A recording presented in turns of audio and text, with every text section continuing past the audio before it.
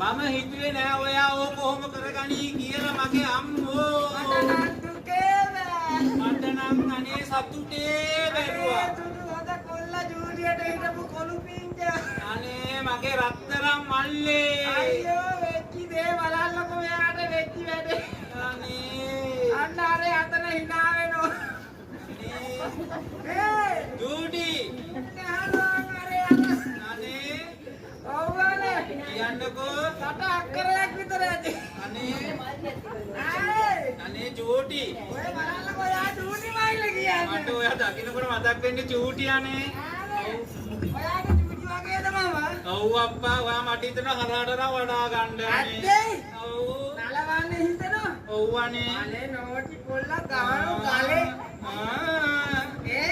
ඔව් ඒක නෙවෙයි. කියන්න අර පැත්තේ යනකොට හරි අකරතැබ්බයකට පත් වුණා මාංගාලේ. ඔබ චූටි මල්ලි හරි අකරතැබ්බ වලට පත් වෙනවා. අද හවදත් එහෙම වුණා. ඔව් අර අක්කා කෙනෙක් කතා කරා මල්ලි කොහෙද යන්නේ කියලා අහුවා. මම අක්කේ මොකෝ කියලා. පොඩ්ඩක් ඉන්නකෝ මට හාද්දක් දීලා කිව්වා. අම්මා ඔය ඉනානේ ආතමයි සද්දෙට.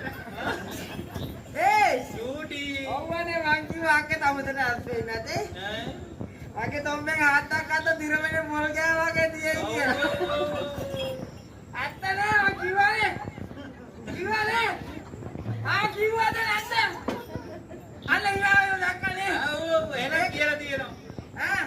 මල්ලි ඔන්නා විතර පට්ටක් සලෝ දීලා යනවා කිව්වා. අනේ මම පොඩ්ඩක් කියලා දෙන්න පොඩි වැඩක් තියෙනවා කල්ලා ඇවිල්ලා කියලා. චූටි. ආපකම චූට් කියලා දාලුනේ. චූටි කතාම මේගොල්ල මේ ගෙදරට ආටි හොදන රීති මෙතන ඇවිල්ලා. පුටුව හොදාගෙන අතට වැඩිය. හතර ගාන දාලා ගොරවන්නේ නායෙන් ගොරවනවා, කටින් ගොරවනවා, ඇද්දෙන් ගොරවනවා. හැමතැනම ගොරවනවාද? ගොරව ගොඩයි. ඔව් රත්තරන් මල්ලි. දැන් වැඩි වැඩ කරලාද තියෙන්නේ? ඔව් කූබිකයිද? ඉතේ සුදුයි. ඔව් නෝටි කතා කියන්නේ මානේ. අනේ ඔන්න ජූන් කාලක් දානවා පොඩියට හොඳ. පොඩි ටිකක් දාන්න. ඔන්න දානවා චූටියට හොඳ. ඉස්සල්ලාම නිවිද දාන්න.